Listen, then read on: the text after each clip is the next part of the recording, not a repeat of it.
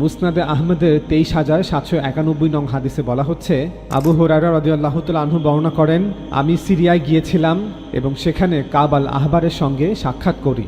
তিনি আমাকে তাওরাত থেকে বর্ণনা করতেন আর আমি তাকে রাসূলুল্লাহ সাল্লাল্লাহু আলাইহি ওয়াসাল্লাম থেকে বর্ণনা করতাম। এভাবে আমরা আলোচনায় লিপ্ত ছিলাম যতক্ষণ না একসময় শুক্রবারের দিন নিয়ে আলোচনা শুরু করি। আমি তাকে বললাম যে আল্লাহর রাসূল সাল্লাল্লাহু আলাইহি ওয়াসাল্লাম বলেছেন, নিশ্চয়ই শুক্রবারে এমন একটি মুহূর্ত আছে যখন কোনো মুসলিম বান্দা আল্লাহর নিকট কোনো কল্যাণকর বিষয়ে প্রার্থনা করলে আল্লাহ তাকে দান করেন। এ কথা শুনে কাব বললেন, আল্লাহ ও তার রাসূল সত্য বলেছেন, এই ঘটনা বছরে একবার ঘটে। আমি বললাম না। তখন কাব কিছুক্ষণ চিন্তা করলেন, তারপর বললেন, আল্লাহ ও তার রাসূল সত্য বলেছেন, এটি মাসে একবার ঘটে। আমি বললাম না। তিনি আবার কিছুক্ষণ ভাবলেন, তারপর বললেন, আল্লাহ ও তার রাসূল সত্য বলেছেন, এটি প্রতি শুক্রবারই ঘটে। আমি বললাম, হ্যাঁ ঠিক তাই। তখন কাব আল আহবার বললেন, হে আবু হুরায়রা, তুমি কি জানো সেই দিনে কি ঘটেছিল, অর্থাৎ শুক্রবারে কি ঘটেছিল? আমি বললাম, কি ঘটেছিল? কাব আল আহবার বললেন, সেই দিনই অর্থাৎ শুক্রবারেই আল্লাহ আদম আলাইহিস সালামকে সৃষ্টি করেছেন এবং সেই দিনই কিয়ামত সংঘটিত হবে এবং সেদিন সকল সৃষ্টি পরকালের ভয় থেকে চিৎকার করবে, তবে দুই সৃষ্টিকে বাদে, জিন ও মানব জাতি। মুসনাদে আহমদ হাদিস নং ২৩,৭৯১। লক্ষ্য করুন, এই হাদিসে স্পষ্ট বলা হচ্ছে যে কাব আল আহবার বলেছেন, সেই দিনই অর্থাৎ শুক্রবারই আল্লাহ আদম আলাইহিস সালামকে সৃষ্টি করেছেন এবং সেই দিনই কিয়ামত সংঘটিত হবে। সেদিন সকল সৃষ্টি পরকালের ভয়ে চিৎকার করে, তবে দুই সৃষ্টি বাদে, জিন ও মানব জাতি। কিন্তু মুসনাদে আহমেদের অন্য একটি হাদিসে ভিন্ন কথা বলা হচ্ছে। আবু হুরায়রা রাদিয়াল্লাহু তাআলা আনহু বর্ণনা করেন যে একবার আমি তুর পাহাড়ের উদ্দেশ্যে রওনা হলাম। পথে কাব বিন আহবারের সাথে আমার দেখা হলো। আমি তার সাথে বসলাম। তিনি আমাকে তাওরাত সম্পর্কে বললেন এবং আমি তাকে নবী সাল্লাল্লাহু আলাইহি ওয়াসাল্লামের কথা বলতে শুরু করলাম। একই সাথে আমি তাকে এই হাদিসটিও বর্ণনা করলাম। নবী সাল্লাল্লাহু আলাইহি ওয়াসাল্লাম বলেছেন, সূর্য উদয়ের সর্বোত্তম দিন হলো শুক্রবার। এই দিনে আদম আলাইহিস সালামকে সৃষ্টি করা হয়েছিল। এই দিনে তাকে জান্নাত থেকে নামানো হয়েছিল। এই দিনে তার তওবা কবুল করা হয়েছিল। এই দিনে তিনি মৃত্যুবরণ করেছিলেন এবং এই দিনেই কিয়ামত হবে। শুক্রবার সূর্যোদয়ের সময় পৃথিবীতে চলাফেরাকারী প্রতিটি প্রাণী ভীত হয়ে পড়ে। আজই হয়তো কিয়ামত এসে পড়বে, কিন্তু জিন ও মানুষ ছাড়া। মুসনাদে আহমদ হাদিস নং ১০,৩০৩। লক্ষ্য করুন, এই হাদিসে বলা হচ্ছে যে কাব আল আহবার নয়, বরং রাসূলুল্লাহ সাল্লাল্লাহু আলাইহি ওয়াসাল্লাম নাকি বলেছেন, এই দিনে অর্থাৎ শুক্রবার আদম আলাইহিস সালামকে আল্লাহ তাআলা সৃষ্টি করেছেন। এই দিনেই তাকে জান্নাত থেকে নামানো হয়েছিল। এই দিনে তার তওবা কবুল করা হয়েছিল। এই দিনে তিনি মৃত্যুবরণ করেছিলেন এবং এই দিনেই কিয়ামত হবে। এই দুটি বর্ণনা প্রমাণ করে যে হাদিস বর্ণনাকারী রাবীদের অনিচ্ছাকৃত ভুলের কারণেই কাব আল আহবারের উক্তিটি পরবর্তীতে রাসূলুল্লাহ সাল্লাল্লাহু আলাইহি ওয়াসাল্লামের উক্তি হিসেবে প্রচার পেয়েছে। এ বিষয়ে শাফি মাযহাবের বিখ্যাত মুহাদ্দিস আবু বকর ইবনে খুযাইমা তার হাদিস গ্রন্থ সহিহ ইবনে খুযাইমাতে লিখেন, এই দিনে অর্থাৎ শুক্রবার আদম আলাইহিস সালামকে সৃষ্টি করা হয়েছে। এই দিনেই তাকে জান্নাতে প্রবেশ করানো হয়েছে এবং এই দিনেই তাকে সেখান থেকে বের করে দেওয়া হয়েছে। এই অংশটি সম্পর্কে আলেমদের মধ্যে মতভেদ রয়েছে। কেউ বলেন এটি আবু হুরায়রা রাদিয়াল্লাহু তাআলা আনহু নবী করিম সাল্লাল্লাহু আলাইহি ওয়াসাল্লাম থেকে বর্ণনা করেছেন। আবার কেউ বলেন এটি আবু হুরায়রা রাদিয়াল্লাহু তাআলা আনহু কাব আল আহবার থেকে বর্ণনা করেছেন। আমি এসব বর্ণনাকে আমার কিতাব আল কাবির গ্রন্থে উল্লেখ করেছি। যারা বলেন যে এই অংশটি নবী সাল্লাল্লাহু আলাইহি ওয়াসাল্লাম থেকে বর্ণিত নয়, বরং কাব আল আহবার থেকে এসেছে, তাদের মতই অধিকতর সঠিক বলে প্রতীয়মান হয়। কারণ মুহাম্মদ ইবনে ইউসুফ আমাদেরকে বর্ণনা করেছেন যে ইয়াহিয়া আবু সালামা থেকে এবং আবু সালামা আবু হুরায়রা থেকে বর্ণনা করেছেন, সূর্য উদিত হওয়ার সর্বোত্তম দিন হলো শুক্রবার। এই দিনই আদম আলাইহিস সালামকে সৃষ্টি করা হয়েছিল। এই দিনেই তাকে জান্নাতে প্রবেশ করানো হয়েছিল এবং এই দিনেই তাকে সেখান থেকে বের করে দেওয়া হয়েছিল। আর কিয়ামতের দিনও হবে শুক্রবার। একথা শুনে আবু সালামা আবু হুরায়রা রাদিয়াল্লাহু তাআলা আনহুকে জিজ্ঞাসা করলেন, হে আবু হুরায়রা, আপনি কি এই কথাগুলো আল্লাহর রাসূল সাল্লাল্লাহু আলাইহি ওয়াসাল্লাম থেকে শুনেছেন?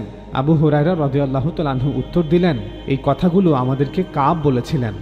আবু বকর ইবনে খুযাইমা বলেন, সূর্য উদিত হওয়ার সর্বোত্তম দিন হলো শুক্রবার, এই বাক্যাংশ পর্যন্ত কোনো সন্দেহ নেই যে এটি আবু হুরায়রা রাদিয়াল্লাহু তাআলা আনহু নবী করিম সাল্লাল্লাহু আলাইহি ওয়াসাল্লাম থেকে বর্ণনা করেছেন, কিন্তু বাকি কথাগুলো কাব আল আহবারে। আবু বাকার ইবন খোজাইমার এই আলোচনা হতে এটা প্রমাণিত হয় হাদিসের শেষ অংশটি নবী সাল্লাল্লাহু আলাইহি ওয়াসাল্লাম থেকে নয়, বরং কাব আল আহবার থেকে এসেছে। ইমাম মুসলিম তার কিতাবুল তামিজে লিখেন, আবদুল্লাহ ইবনে আব্দুর রহমান আদ-দারিমি আমাদের বর্ণনা করেছেন। তিনি বলেন, মারওয়ান আদ-দিমাশকি আমাদেরকে বর্ণনা করেছেন। তিনি বলেন, লাইস ইবন সাদ আমাকে বর্ণনা করেছেন। তিনি বলেন, বুকাইর ইবনুল আশাজ আমাকে জানিয়েছেন। তিনি বলেছেন, বুশর বিন সাঈদ আমাদেরকে বলেছেন, তোমরা আল্লাহকে ভয় করো এবং হাদিস বর্ণনার ক্ষেত্রে সতর্কতা অবলম্বন করো। আল্লাহর কসম, আমি নিজে দেখেছি আমরা আবু হুরায়রা রাদিয়াল্লাহু তাআলা আনহুর সঙ্গে বসতাম। তিনি আমাদেরকে কখনো রাসূলুল্লাহ সাল্লাল্লাহু আলাইহি ওয়াসাল্লাম থেকে হাদিস বর্ণনা করতেন, আবার কখনো কাব আল আহবার থেকে বর্ণনা করতেন।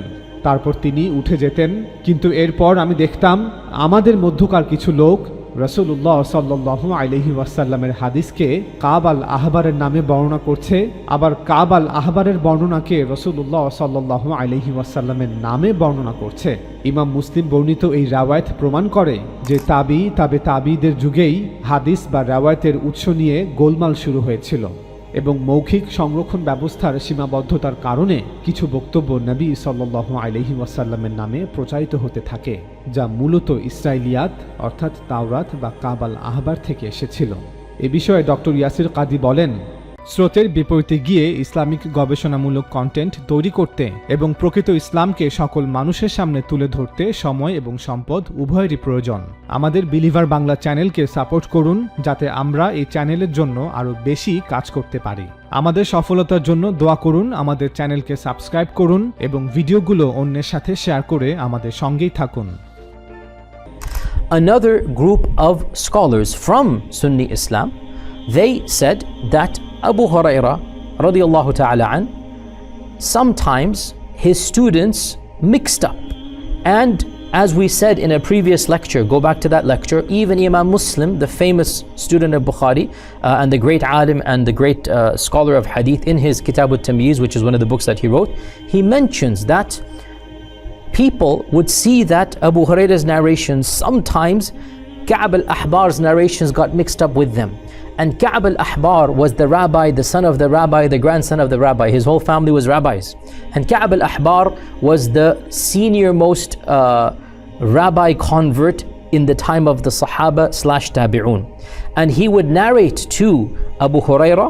Abu Hurairah was his prize student, and he said famously that none of my students knows the Bible without learning Hebrew than Abu Hurairah, because he had narrated the Bible, the Old Testament, to him.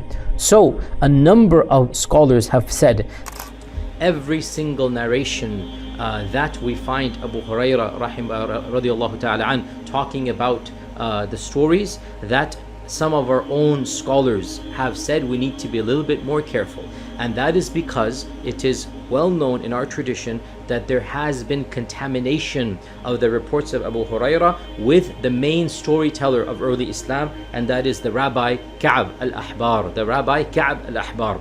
Ka'b al-Ahbar, every student of knowledge should know that he was from a rabbinical family in Yemen. He converted to Islam. He was with the Sahaba. He converted after the death of the Prophet. He came Abu Bakr, Umar, Uthman. He was in that time frame. So he's of the senior tabi'un. Age-wise, he could be a companion, but he didn't see the Prophet sallallahu alaihi wasallam. And he would spread many stories from his rabbinical tradition. And these stories had a profound impact on tafsir. Everybody knows this. Ibn Taymiyyah, everybody points this out. Ka'b al-Ahbar is the main source of what is called Isra'iliyat. Now, Ka'b al-Ahbar and Abu Hurairah spent much time together, and Abu Hurairah studied from Ka'b al-Ahbar for many years, so much so that Ka'b al-Ahbar would remark that Abu Hurairah has studied with me the Torah so much he can tell me the Torah without speaking Hebrew. He would say this, that Abu Hurairah can narrate to you the stories of the Torah without even knowing Hebrew. And Imam Muslim, in his Kitab al-Tamyiz, Imam Muslim has a authentic narration from one of the students of Abu Hurairah who says that, be careful, I have seen myself that Abu Hurairah would narrate a hadith of the Prophet sallallahu alaihi wasallam, and then he would narrate from Ka'b al-Ahbar, and then he would leave, and the people in the audience, his students, would mix up what is Abu Hurairah saying from the Prophet ﷺ and what is he saying from Ka'b al-Ahbar. This is from Muslim's Kitab al-Tamyiz, Imam Muslim, the famous Imam Muslim.